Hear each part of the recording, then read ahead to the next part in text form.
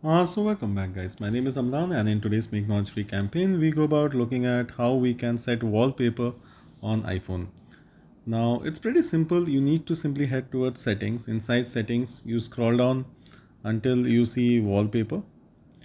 Now basically here there are options, one of which is choose a new wallpaper, and you can see you can pick up items from your gallery or also you can select from the default ones that is there. Let me select this one. Press on the screen to see this wallpaper animate. So like as you press on the screen, this wallpaper animates. It means a hard press like this so you can see it, and if you like this you can go ahead and set this. So you can set it as lock screen, home screen, or set both. So that's how simple this is.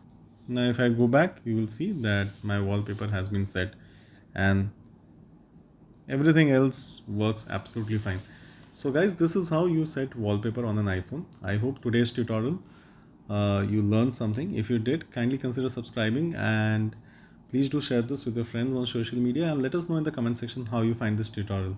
If you have a smartphone and if you want to learn about something, do keep us informed as well. We would love to invest in the smartphone that you have and spend some time studying solutions that can help you and the wider community at large. Until next time, it's me, Amlan, signing off.